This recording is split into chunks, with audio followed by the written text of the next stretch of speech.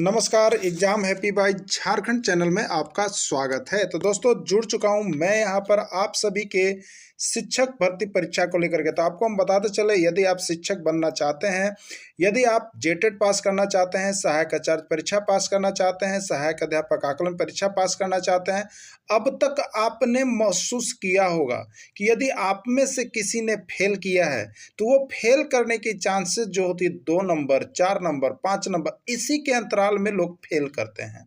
तो यहाँ पर फेल करने का रीजन होता है सीधे सीधे बाजार जाना और वहाँ से प्रैक्टिस सेट लेकर के आना और सीधे 1 महीना के अंदर परीक्षा पास कर जाना। तो ये सारे रोगों से आपको मुक्ति दिलाना पड़ेगा। ये जो है बहुत बड़ी बीमारी है आपकी, जो कि आप ये करते हैं और यहाँ पर पढ़ते नहीं हैं। तो आपको अगर ये 2 नंबर, 4 नंबर, 10 नंबर से यदि आप फेल कर रहे हैं, किसी में रिजल्ट नहीं हो रहा है, तो आप यहाँ पर हमारे चैनल के साथ जुड़िए, जिसमें आपको यहाँ पर एनसीईआरटी टेक्स्ट बुक पर आधारित सारे प्रश्नों की, सारे सब्जेक्ट की तैयारी करवाई जा रही है। जहाँ पर यदि आप जुड़ते हैं तो आपको यहाँ पर 100 नहीं 101% पास होने की गारंटी देता है। जहां आप 2-4 नंबर कम करके चलते फेल हो रहे थे, वहां आपको 2-4-5 नंबर ऑटोमेटिक बढ़ने वाला है। तो आप किसी भी परीक्षा की तैयारी कर रहे हो तो अपनी कमजोरी को छुपाए नहीं। जरूर आपको ये लगा होगा कि ये सही बात है। तो यदि आपको लगता है तो आप यहाँ पर अगर आकलन परीक्षा की तैयारी कर रहे हैं तो 501 रुपये में आपको लाइफ टाइम दिया जा रहा है। अगर जेटेट परीक्षा की तैयारी कर रहे हैं तो 999 रुपये, और सहायक आचार्य परीक्षा की तैयारी कर रहे हैं तो 999 रुपये में आप हमारे साथ जुड़ करके यहाँ पर डेली प्रैक्टिस कर सकते हैं, एनसीईआरटी का नोट्स खरीद सकते हैं। और यहाँ से सारी तैयारियां जब से आप करेंगे तो आपको यह महसूस होगा, कुछ ही दिनों में आपको यह महसूस होगा, आपको पता चलेगा कि जो हम में कमियां थी वो कमी अब दूर हो रहा है। तो आप जल्दी करेंगे और जरूर स्क्वायर प्लस 5 का स्क्वायर प्लस 20 का स्क्वायर बराबर, आगे देखिए यहाँ पर खाली जगह छोड़ा हुआ है, कितना होगा। देखिए अगर आपको ट्रिक नहीं पता है तो आप क्या कीजिएगा बताइए हमको। 4 का स्क्वायर कितना होगा 16, 5 का स्क्वायर कितना होगा 25 और 20 का स्क्वायर कितना होगा 400, यही होगा ना। अब आप इसको जोड़िएगा तो 6 5 11 हो गया। उसके बाद कितना हो गया 1 2 3 और 1 4 हो गया, और 4 यानी 441। और 441 कितना का वर्ग होता है 21 का वर्ग होता है। यानी आप यहाँ भरिएगा 21 स्क्वायर, यही भरिएगा। लेकिन हमें ऐसे नहीं करना है, क्योंकि ऐसे कीजिएगा ना तो आपका जो एग्जाम है देखिए यहाँ पर बहुत ही जो है आपको कम समय मिल रहा है। तो बहुत कम समय में अधिक बनाने के लिए कुछ ट्रिक ही आपको जानना पड़ेगा। नहीं जानिएगा तो जानते हुए भी आपको समय को उतना समय में बनाइए ना पाइएगा, समझ गया। तो देखिए क्या करते हैं इसको, 4 और 5 है ना, 4 का वर्ग और 5 का वर्ग, और यहाँ क्या कर रहा है देखिए 4 गुने 5 20 का स्क्वायर ना। अगर तीसरी संख्या, यहाँ देखिए तीसरा संख्या का वर्ग जो है पहला और दूसरा का गुणनफल है, तो इसके आगे वाली संख्या जो है तीसरका से एक अधिक होगी, एक अधिक होके और उसका वर्ग कर देना है। एकदम दिमाग में रख लीजिए। जैसे अब देखिए 3 का स्क्वायर किए ना हम, अब 4 का स्क्वायर किए, ठीक है। अब यहाँ अगला क्या लिखेंगे तो 3 चौके 12, 12 का स्क्वायर लिखेंगे। तो इसके आगे वाला जो भरने वाला जगह होगा क्या होगा, तो 12 और 1 13, यानी 13 का स्क्वायर होगा, समझ गए। फिर देखिए को बताते हैं आपको, 2 का स्क्वायर किया ना, 2 का स्क्वायर प्लस यहाँ पर देखिए 3 का स्क्वायर, ठीक है। अगला क्या लिखेंगे यहाँ पर, तो 2 तिया 6, 6 के स्क्वायर लिखेंगे। तो एक आगे भरेला दे देगा तो क्या भरिएगा बताइए, तो 2 और 3, और ओकर अगर गुणनफल तीसरा है तो अगला संख्या इससे केवल एक अधिक होगा और उसका वर्ग होगा, तो 7 का वर्ग होगा, ठीक है।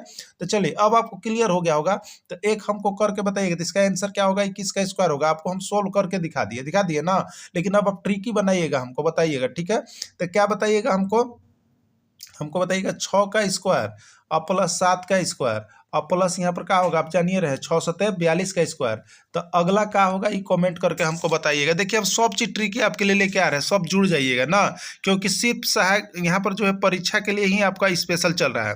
तो देखिए यहाँ पर नोट्स जो हमारे साथ जुड़े हैं पहले से, जुलाई से क्लास चल रहा है, आप सबके जो जुलाई से जुड़े हैं उनके लिए सब जा रहा है। और अब खाली अब प्रैक्टिस आपको करवाया जा रहा है, प्रैक्टिस। और यहाँ पर आपको बीच क्लास में आपको जो है नोट्स भी दिया जा रहा है, सब ट्रिक ही है।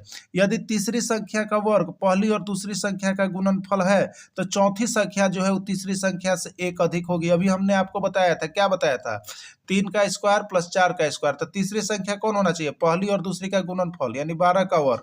तो अगली संख्या जो होगी इससे एक अधिक होगा और उसका वर्ग होगा, यानी 13 का स्क्वायर होगा। ये आंसर हो गया। चलिए कोई बात नहीं, आगे देखिएगा 1 प्लस 3 +5 +7 +9 +11 +13 +17 इतना का योगफल क्या होगा बताइए। आप सभी शिक्षक बंधु जल्दी जल्दी बताइएगा, क्योंकि देखिए आपको बहुत कम समय में काम करना है, बहुत कम। तो देखिए यहाँ पर अगर आपको ट्रिक ना पता है तो आप क्या कीजिएगा, 1 3 4 5 9 7 16 9 25 और 11 36 और 13 ऐसे जोड़िएगा ना। ऐसे नहीं जोड़ना है, ऐसे नहीं जोड़ना है। जोड़ना कैसे, ऐसे ध्यान लिखिए। ये एन विषम, कौन सी संख्या चल रहा है ध्यान दीजिए, विषम संख्या है, सब विषम संख्या है। तो एन विषम संख्या का योग जो होता है ना, एन विषम संख्या का योग जो होता है ना, वो एन स्क्वायर होता है। क्या होता है, एन स्क्वायर। तो आपको करना क्या चीज है इनमें, अगर ऐसा जोड़ मिले तो आपको करना क्या है, देखिए आपको करना है सबसे पहले जोड़ लीजिए कि कै गो विषम संख्या है। तो कै गो, देखिए 1 2 3 4 5 6 7 8 9 10 11 12 12 गो विषम संख्या है। तो एन 12 हो गया, तो 12 के स्क्वायर कर दीजिए। तो 12 का स्क्वायर। अब देखिए आपको हम बता दे रहे हैं, आपको अगर एग्जाम में अच्छा नंबर लाना है, एग्जाम में अच्छा नंबर लाना है तो कम से कम वर्ग 30 तक के याद रखिएगा। आप 30 तक के वर्ग ना याद रखिएगा तो बड़ा दिक्कत हो जाएगा। और हम आपको एक ट्रिक देंगे जिससे आप 1000 तक के वर्ग बहुत बढ़िया से कर सकते हैं, समझ गए। तो 12 का वर्ग यानी 12 गुने 12 144 होता है। तो 144 एक आंसर होगा, ठीक है। तो 144 का में है, देखिए यहाँ पर है ना, डी में है 144, ये हो गया। देखिए अगर आप यहाँ पर हमारे साथ जुड़ल रहते हैं तो आप जवाब दीजिएगा हमको 1 + 3 + 5 + 7 + 9 का जो है योग कितना होगा बताइएगा, जरूर कमेंट कीजिएगा, ठीक है।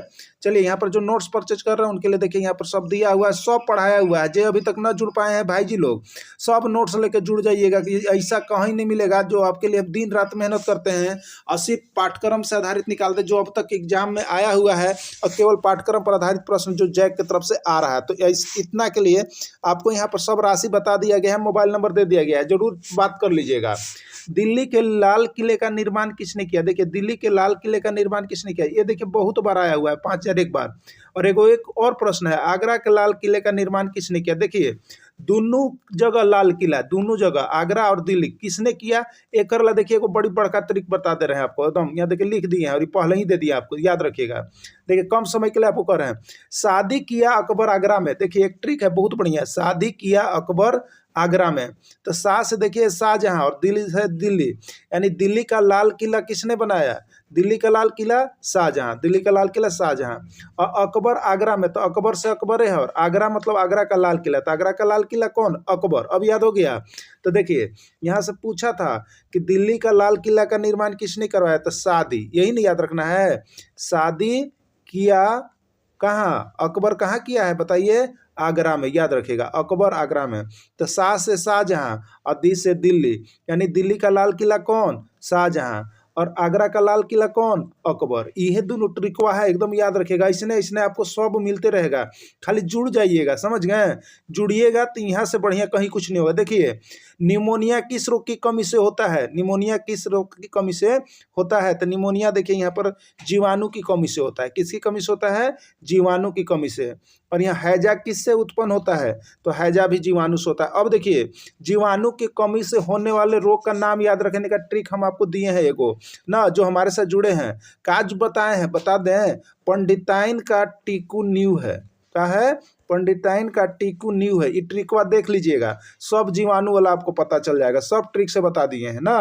अब देखिए इसमें कौन असमान भिन्न है, आपको बताना है कि इसमें कौन असमान भिन्न है। तो दो गो भिन्न याद रखिएगा, समान भिन्न और असमान भिन्न, ठीक है। समान के मतलब ये होगा जेकर हर में सब संख्या समान होगा, जितना भिन्न दिया वो रहेगा, और सबके हर वाला संख्या यदि बराबर होगा तो वो समान भिन्न है। और जितना भिन्न दिया वो रहेगा, सबके हर अगर अलग अलग हो गया तो वो असमान भिन्न होगा, ठीक है। तो हर में याद रखिएगा अंश और हर, ठीक है। तो यहाँ पर देखिए पहला देखिएगा तो सबके हर देखिएगा तो 5 है, तो ये समान भिन्न, असमान नहीं। आपसे पूछा क्या है, असमान पूछा है। दूसर का देखिएगा तो एकर भिन्न एकर भिन्न एकर भिन्न, सबे अलगे है, तो ये असमान भिन्न है। और तीसर का सी के देखिएगा तो एकर भिन्न एकर भिन्न एकर भिन्न, सब समान है, तो ये समान भिन्न है, ठीक है। तो खाली हर देख के समान और असमान बता दीजिएगा, तो एकर आंसर क्या हो गया, बी हो गया, ठीक है। असमान हन वाले भीड़ को असमान कहते हैं। नोट्स बनाए लो, सब चीज बता देवल गई है। अब खाली आपको जुड़ना है, जो अब फॉर्म भरते जा रहे हैं अब जुड़ते जाइए, कहीं भी पढ़ रहे होंगे ना तो आपको यहाँ आना है। 2/7 और 3/5 में कौन बड़ा है बताइए। देखिए कुछ ना करना है, एकरा एकरा अथी कर दीजिएगा, तिरछा तिरछी गुना, ई करेंगे एने और ई करेंगे एने। अब बताइए 2×5 कितना हुई, 10 और 17 कितना हो गया, 21। कौन बड़ा है भैया बताइए, 21 बड़ा है। तो जो जेने बड़ा होने के मुंह खोल देवल जाता है ना, 21 बड़ा है। और 21 वाला भिन्नवा कौन है, 3/5 ना है, ये ना 21 एने आया, जेने आया होने वाला बड़ा हो गया, जेने का अंश बड़ा आया उधनी का भिन्न बड़ा हो गया। और 2/7 तरफ आया 10, ठीक है। तो ये 3/5 बड़ा है, 3/5 कौन में है, बी में है, यही इसका राइट आंसर हो गया, ठीक है। देखिए यहाँ बना भी दिए हैं और सबको बता दिए हैं। देखिए 3.25 में 3 का स्थानीय मान, देखिए दशमलव वाला थोड़ा सा डाउट में स्थानीय मान मत रहिएगा क्योंकि बार बार आता है। 3 और दशमलव है, ये देखिए दशमलव और 25। देखिए इस सामान्य चीज रखिएगा, यानी 3 अलग हो जाता है, यानी दशमलव अलग हो जाता है, ठीक है। तो ये 3 इधर से हुआ तो इधर से इसका इकाई दहाई चलेगा, बिना दशमलव वाला ये 3 को इकाई दहाई सैकड़ा इधर से चलेगा। और इसका इधर से चलता है दशांश शतांश सहस्रांश, ठीक है। यानी अगर 3 का कोई पूछेगा तो इकाई पर है तो 3 इकाई 3, इसका स्थानीय मान 3 होगा। लेकिन 2 का कोई पूछेगा तो कितना होगा, 2 का तो दशांश पर है, तो दशमलव के बाद वाली, ये दशमलव के यहाँ पर क्या हो गया, पहले हो गया और ये दशमलव के बाद हो गया। तो बाद वाली संख्या का होता है 2 है तो ये होगा 2/10, 5 है तो ये होगा 5/100। याद रखिएगा क्योंकि बार बार आपको कंफ्यूजन नहीं होना चाहिए। तो 3 का स्थानीय मान कितना होगा बताइए, 3 होगा, ठीक है। अब देखिएगा 3265 में 2 का स्थानीय मान बताइए, 3265 में 2 का स्थानीय मान 3265। देखिए ये स्थानीय मान, इसमें कहीं दशमलव है का, दशमलव ना है तो ये कौन स्थान पर है, इकाई। तो 5 इकाई 5, ये कौन स्थान पर है, दहाई। तो 6 दहाई 60, ठीक है। ये कौन स्थान पर है, सैकड़ा, सैकड़ा। तो 2 सैकड़े 200, और ये कौन स्थान पर है, हजार। तो 3 पर 3000, यानी 5 होगा 5। अगर 6 है तो देख लीजिए 6 लिख लीजिए और उसके आगे कै गो अंक है देख लीजिए, एगो है तो एगो जीरो बैठा दीजिए, ऐसे ट्रिक हम देते हैं। अगर 2 है तो 2 लिख लीजिए, उसके आगे कै गो संख्या है खाली, तो 2 गो है तो 200 कर दीजिए, ऐसे भी देखते हैं, ठीक है। लेकिन ये बिना दशमलव वाला के लिए होगा, दशमलव बिना दशमलव रहेगा। अगर इसी में आप मान लीजिए यहाँ पर देखिए 3265 दिया था ना, 3265 और यह में दशमलव देता और देता 4×9, तो 5 का यहाँ 5 होगा, 6 का 60 होगा, 2 का कितना होगा, दशमलव के इधर वाला जैसे हम बनाते हैं बिना दशमलव का वह नियम होगा। लेकिन दशमलव के बाद वाला जो संख्या होगा ना उसमें बट्टा चलता है, 4 का 4/10 होगा, 9 का 9/100 होगा। समझ गए होंगे आप सभी, ठीक है। चलिए अब अगला देखिएगा, 67.96 में 4 का स्थानीय मान बताइए। देखिए 67 इकाई वाला एने है तो इस 7 का कितना होता है, 7 होता है, और 6 का कितना होता है, 60 होता है, ठीक है। 96.24 में, अब देखिए 96.24 में, ठीक है। तो 9 का होगा 9/10, 6 का होगा 6/100, और 2 का होगा 2/1000, और 4 का होगा 4/10,000। समझ गए। तो ये होगा 4 होगा, और कै गो है, 1 2 3 ना, तो यहाँ पर कर दीजिएगा 4, 4 है तो चौथा स्थान पर है तो 4 गो जीरो, ऐसे कर दीजिएगा, ठीक है। तो अब आप समझ गए होंगे। यहाँ देखिए नोट्स भी आपका बनावल है, जो नहीं बना पा रहे होंगे बना लीजिएगा ना। अब देखिए यहाँ पर 100 रुपए की राशि को राम और रहीम के बीच 3:2 में बांटा जाता है, तो राम को कितनी राशि प्राप्त होगी। देखिए शुरू बार तो हम आपको पूरा डीपली दिए है ना, लेकिन अब प्रैक्टिस आपको करवाएंगे ट्रिकली। अब आपको लगेगा कि अरे बापा इतना जल्दी जल्दी बनता है मैथो, तो एकदम जल्दी जल्दी बनता है, सेकेंडों ना लगता है। समझ गए, बस देखते रहिएगा। देखिए 100 रुपए की राशि को राम और रहीम के बीच 3 अनुपात, तो राम और रहीम है, ध्यान दीजिए, तो राम शुरू बार है और रहीम दूसरका बार है, तो राम के लिए जो अनुपात होगा वो 3 होगा, और रहीम के लिए जो अनुपात होगा वो 2 होगा। तो राम को कितनी राशि मिला, तो राम के लिए कितना है 3, तो क्या कीजिएगा, देखिए 3 राम की राशि लिख दीजिएगा और बटे टोटल अनुपात के जोड़ लीजिएगा, तो 3:2 है, तो 3 और 2 कितना हो गया 5 ना। इंटू में क्या कीजिएगा, 100 रुपए यानी कुल राशि कीजिएगा 100, तो यहाँ 100 कर दीजिएगा, ठीक है। तो 5 बीस से कितना हो गया 100 हो गया, और 3 बीस से कितना हो गया 60 हो गया, ठीक है। 3 बीस से कितना हो गया 60 हो गया, यानी राम को जो है यहाँ पर 60 रुपया मिलेगा, ठीक ना। चलिए आगे देखिएगा, यहाँ बनाया हुआ भी नोट्स है। शुरू बार देखिए हम आपको सब जितना लोग हैं सबके यहाँ पर डिपली दिए हैं, देखिए डिपली भी आपको दिखाइए दे रहे हैं। राम की कुल राशि 100 रुपया है, राम का भाग 3 है, रहीम का भाग 2 है, कुल भाग 5 है। तो देखिए जब राम का निकालना होगा तो राम का भाग और बट्टे कुल भाग, यानी जितना रुपया दिया होगा वो। अगर रहीम का निकालना होगा तो रहीम का भाग बट्टे कुल भाग इंटू 100 कर दीजिएगा, बस ये आंसर हो गया, ठीक है। चलिए आगे देखिएगा, y के किस मान के लिए समीकरण 12 माइनस वाई बराबर 5 सही है। देखिए एकदम जल्दी जल्दी कीजिएगा, कुछ इसमें ना आता है, समझ गया ना, इसमें सब आसान है। ठीक है, तो देखिए यहाँ पर क्या आपको करना है, करना क्या है, करना ये है आपको कि 12 माइनस वाई बराबर 5 सही है किस मान के लिए। तो देखिए आप यहाँ से भी ऑप्शन देख के आप कर सकते हैं, समझ गए। और कोई कोई बनाते हैं तो क्या करते हैं, तो y के n ले जाइएगा तो y हो गया, अब 5 के n ले लाइएगा तो 12 माइनस 5 हो गया ना। अब यहाँ पर 12 माइनस 5 7, यानी 7 बराबर y या y बराबर 7, तो 7 सही आंसर हुआ। लेकिन आप ऐसे भी कर सकते हैं, समझ गए। देखिए यहाँ 12 माइनस वाई बराबर 5 है ना, y का मान यहाँ दिया हुआ है कि ना दिया हुआ है, बताइए, दिया हुआ है ना 8, तो 12 माइनस 8 तो कितना होगा 4, ये गलत हो गया। 7 तो 12 माइनस 7 तो कितना आ गया 5 हो गया कि ना, हो गया ना, तो ये सही हो गया। तो मान रख के भी आप यहाँ पर बैठाइएगा ना तो फटाफट आंसर आप दे सकते हैं, समझ गए, बहुत कम समय में। तो वैसे भी बना लीजिएगा। देखिए 2y बराबर 16, तो y का मान ज्ञात करें, एकदम हम यही देखिए करेंगे, आंसर देखें 2y, y के मान ये सब 4 को देवल है ना जी, तो इस पर बैठाइए y के जगह पर, इधर वाला के बराबर आ गया, वही आंसर हो गया। तो 4 बैठाइएगा तो 2 चौके 8 होगा, ये नहीं होगा। 6 बैठाइएगा तो 2 छक 12 होगा, ये नहीं होगा। 8 बैठाइएगा तो 2 8 16 हो गया कि ना, हो गया 8, तो एक आंसर 8 हो गया। तो इस तरह से देखिए एकदम ट्रिकी बताइए बनाइएगा, और आप यहाँ लंबा प्रोसेस से बनाते रहिएगा तो समय जा रहा है ना। तो आपको देखिए आप लोग सब शिक्षक बंधु है और सब यहाँ तेज है, कोई कमजोर ना है, खाली प्रैक्टिस एक बार कर लेना। प्रैक्टिस एक बार जहां कर लिए स्पीड बनाने का, तो समझिए कि आपका सहायक का चार्ज क्या कहते हैं वो निकलेगा, जेटेटो निकलेगा और आकलन परीक्षण निकलेगा, और आपका नौकरी आपके हाथ में आ रहा है। बस जुड़ल रहिएगा, ताजा बनल रहिएगा, जुड़ल रहिएगा हमारा साथ। ना जुड़े हैं वो जरूर जुड़ जाइए, समझ गए। सजगता पर पैदा करने के लिए सर्वोत्तम साधन कौन है, परिवार है, समाज है, पुस्तक है या दोस्त है। देखिए सजगता यदि किसी बच्चा में पैदा करना है, बहुत ही अच्छी चीज उसको बनाना है, तो उसके लिए यहाँ पर देखिए आपको लगेगा कि सभी सही है, लेकिन इसका राइट आंसर है 2। यहाँ पर राइट आंसर इसका है पुस्तक। ठीक है, पुस्तक को जरूर पढ़ना चाहिए, पुस्तक पढ़ने से सजगता ज्यादा उत्पन्न होती है। शिक्षा का एक प्रमुख उद्देश्य क्या है, शिक्षा अगर हम लोग ले रहे हैं, किसी को भी शिक्षा दे, उसका प्रमुख उद्देश्य क्या है, भाषा कौशल का विकास करना, सामाजिक नागरिकता का विकास करना, दंड देना या व्यक्तित्व का विकास करना। तो देखिए यहाँ पर भी आपको वही प्रॉब्लम है, लेकिन सबसे राइट आंसर जो होगा इसका डी होगा, व्यक्तित्व का विकास करने के लिए शिक्षा जरूरी होता है। तो इसका राइट आंसर डी है, व्यक्तित्व का विकास। ठीक है, सफल नेतृत्व होता है, सफल नेतृत्व माने लीडरशिप जो होता है वो कैसा होता है, प्रजातांत्रिक होता है, राजतांत्रिक होता है, और समूह आधारित होता है या तानाशाही होता है। तो सफल नेतृत्व जो होता है वो यहाँ पर प्रजातांत्रिक ही होता है, प्रजा लोग ही यहाँ पर सफल नेतृत्व कर सकते हैं और प्रजातांत्रिक के रूप में माना जाता है।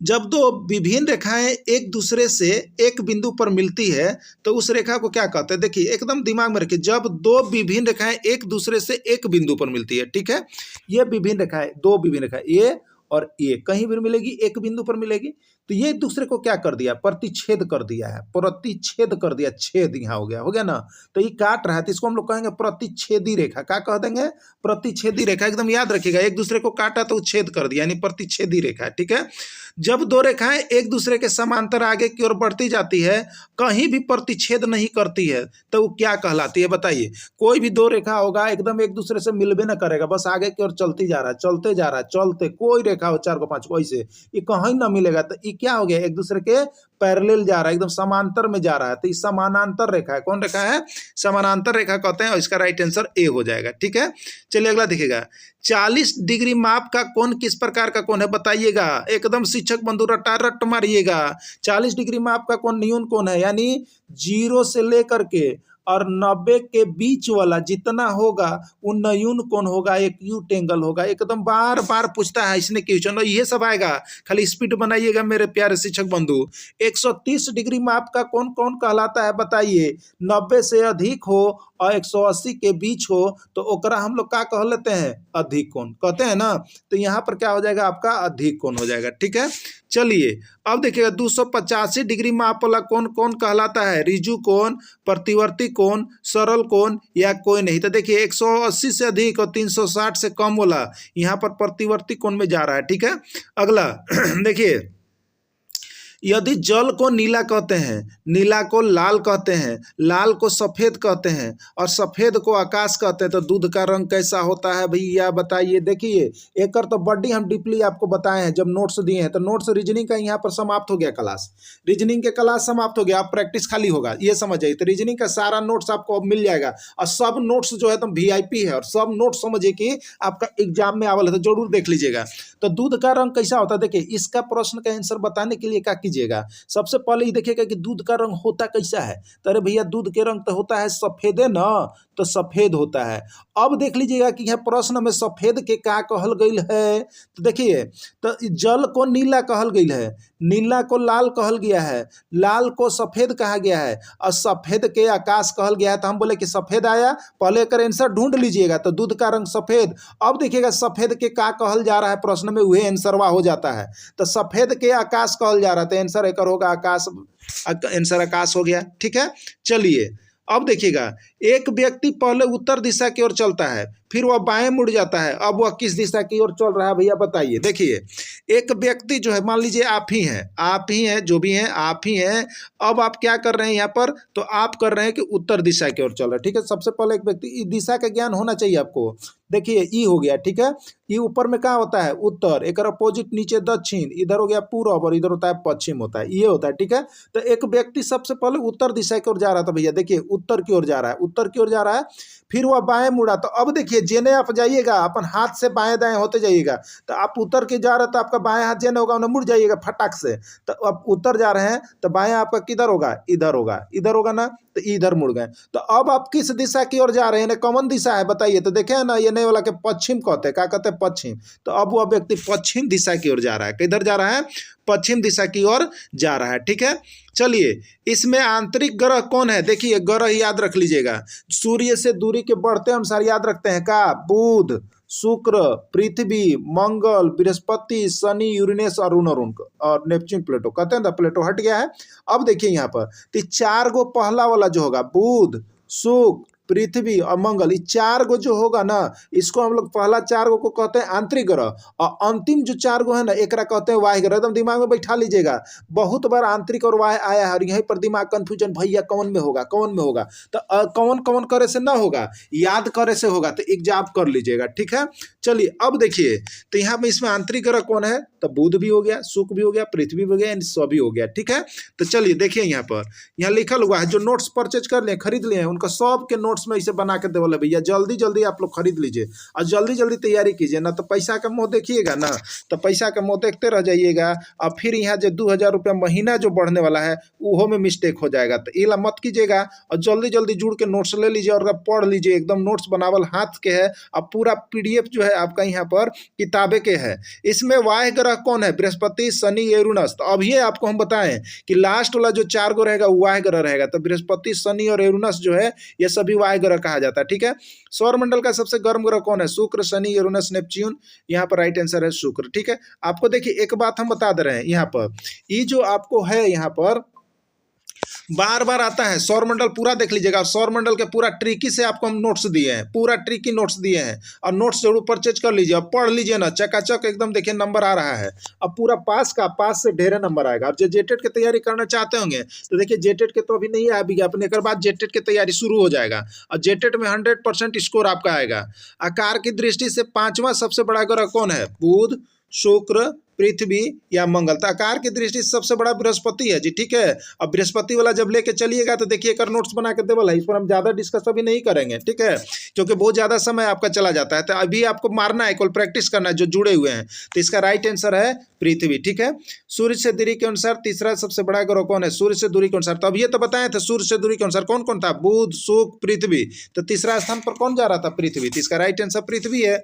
अगला देखिएगा, देखिए समय के अनुसार आपको बनाना है, बहुत कम समय बनाना है, जानते सब हैं लेकिन कम समय में कैसे बनाइएगा और कितना सही हो रहा है एक प्रैक्टिस कीजिए हमारे साथ जुड़ करके। और बाकी नोट्स भी बीच टाइम में आपको मिलते जा रहा है, नोट्स भी मिल रहा है, प्रैक्टिस भी मिल रहा है, क्योंकि देखिए आप पढ़ लिए हैं लेकिन प्रैक्टिस नहीं कीजिएगा तो सब भुला जाइएगा। इसलिए प्रैक्टिस सेशन में जरूर सब ज्वाइन कीजिए। प्रैक्टिस से डेली देखिए हम देंगे आपको, एगो सुबह दे देंगे, एगो शाम हो दे देंगे और बीच में फिर नोट्स भी देंगे, खाली बस जुड़ने दीजिए, सब जुड़ जाइए, बहुत तैयारी आपका होगा ना।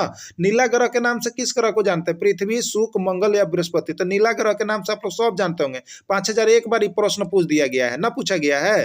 तो नीला ग्रह के नाम से पृथ्वी को जानते हैं, बहुत मार्वेलस क्वेश्चन है।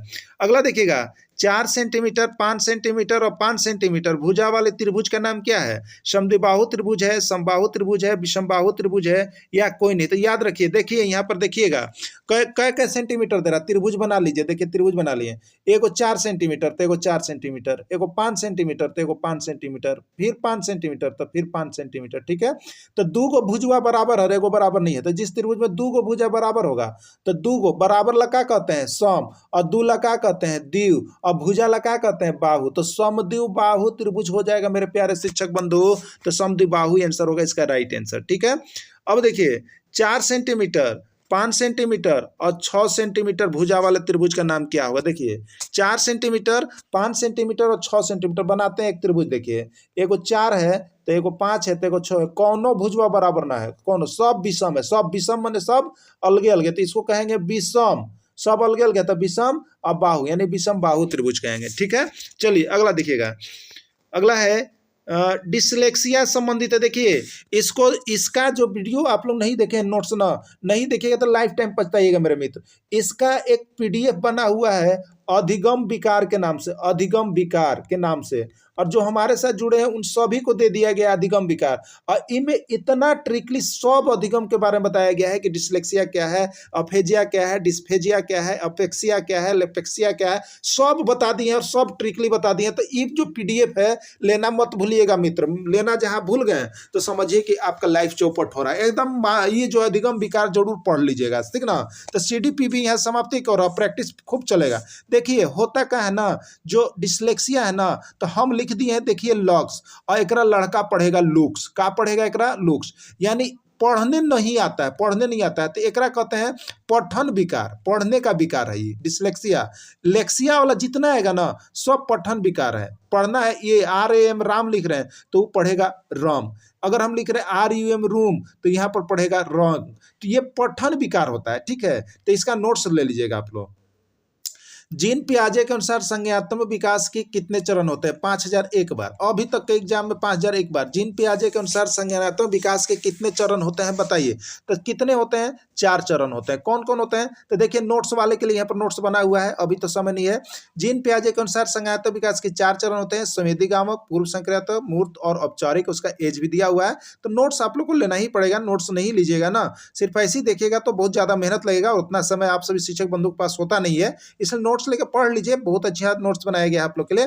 नीचे लिखे गुणों वाला कौन सा अध्यापक आपको सबसे अच्छा लगता है? समय का पाबंद वाला, अनुसंधान की ओर प्रवृत्त, लोकप्रिय और आदर्श शिक्षक, जो छात्र का मनोरंजन करता है। तो देखिए सबसे एक जो अच्छा शिक्षक होता है वो लोकप्रिय और आदर्श शिक्षक होता है, क्योंकि आदर्श शिक्षक सभी नहीं होते हैं। आदर्श शिक्षक के लिए बहुत बड़ी क्राइटेरिया पूरी करनी पड़ती है, तो आदर्श शिक्षक जो होता है वो सबसे अच्छे होते हैं, ठीक है। मूल्यांकित शिक्षा छात्र को क्या बनाती है? अच्छा नागरिक, सफल व्यापारी, लोकप्रिय अध्यापक या कुशल प्रबंधक, ठीक है। तो मूल्यांकित शिक्षा जो है वो क्या बनाता है? छात्र को क्या बना सकता है? तो ठीक है, तो इसका आंसर है अच्छा नागरिक बना सकता है। छात्रों की अधिकतम प्रतिभागी संभव है? किस तरह से छात्र अधिकतम आपके कक्षा में भाग लेंगे?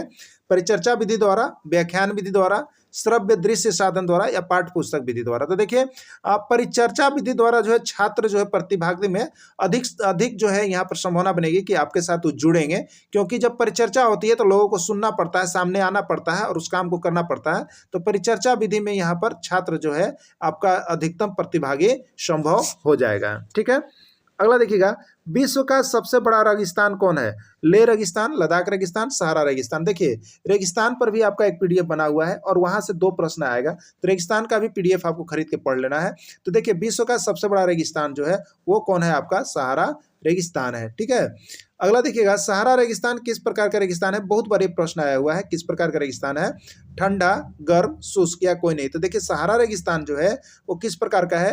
तो गर्म रेगिस्तान है, ठीक है। यहाँ पर क्या होता है? बहुत गर्म रेगिस्तान है, ये गर्म है। सहारा रेगिस्तान किस महाद्वीप में स्थित है? ये भी 1001 बार आया हुआ प्रश्न है। तो सहारा रेगिस्तान जो है आपका अफ्रीका महाद्वीप में स्थित है, ठीक है। देखिए किसी वृत्त में कितने केंद्र होते हैं? अगर मान लीजिए वृत्त की आप बात करेंगे, एक वृत्त हो गया तो इसमें एक ही सेंटर होगा जहां से ये धागा लगा करके हम इसको खींचते हैं। तो किसी वृत्त में केवल एक ही केंद्र होता है, एक और एक ही केंद्र होता है एक वृत्त में, ठीक है।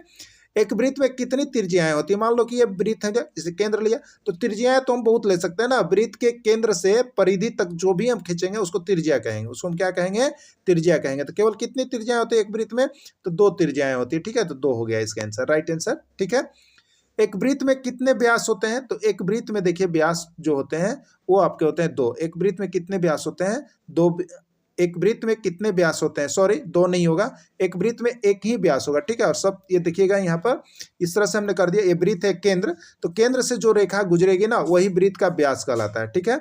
एक ये वृत्त का व्यास हो गया। अब देखिएगा इसमें ये भी व्यास हो जाएगा। अब देखिएगा ये भी व्यास होगा, ये भी व्यास होगा, ये भी व्यास होगा। तो पूछा क्या है कि एक वृत्त में कितने व्यास होते हैं? तो 1 नहीं होगा, 2 भी नहीं होगा, 3 भी नहीं होगा, अनंत होगा मेरे प्यारे दोस्तों, ठीक है।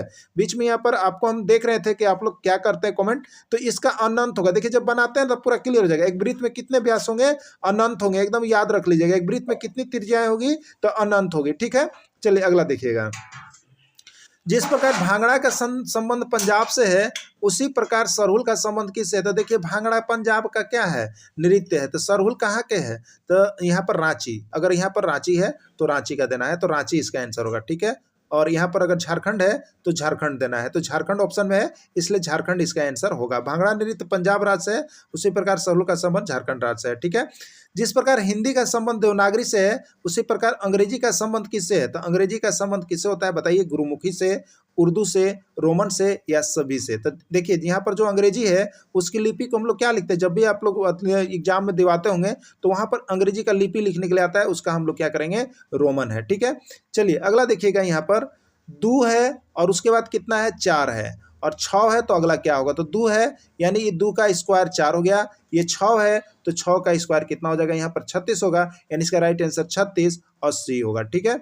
चलिए अगला देखिएगा। यहाँ पर बनाया हुआ 10 है, 100 है, 13 है, तो अगला क्या बनाएगा? ठीक है, तो 10 है तो ये 10 का स्क्वायर है 100, ये 13 है तो 13 का स्क्वायर कितना हो जाएगा दोस्तों? 169 हो जाएगा। इसका राइट आंसर बी हो जाएगा। बहुत जल्दी जल्दी बनाइएगा। देखिए रीजनिंग आपका जो है कितना नंबर का? 20 नंबर। 20 में आपको 20 लाना है और सब में स्कोरिंग बहुत अच्छा आपको करना है। बस हमारे साथ जुड़ जाइएगा, नोट्स परचेज कर लीजिएगा, उसको डीपली पढ़ लीजिएगा और प्रैक्टिस सेट तो इतना आपको करवाएंगे दिनों रातों की, आपका एकदम यहाँ पर 100 में 100 नंबर आने वाला है। ठीक है, तो सभी कोई जुड़ जाइएगा और तैयारी में लग जाइएगा। आपको डेली यहाँ पर सुबह शाम प्रैक्टिस सेटअप मिलेगा और उसके बाद जो है आपको यहाँ पर बीच टाइम में आपको यहाँ पर नोट्स भी अभी दिए जा रहे हैं जो आप अभी पढ़ सकते हैं। वीडियो के अंत तक जुड़े रहें। इसके लिए आप सभी को बहुत बहुत धन्यवाद।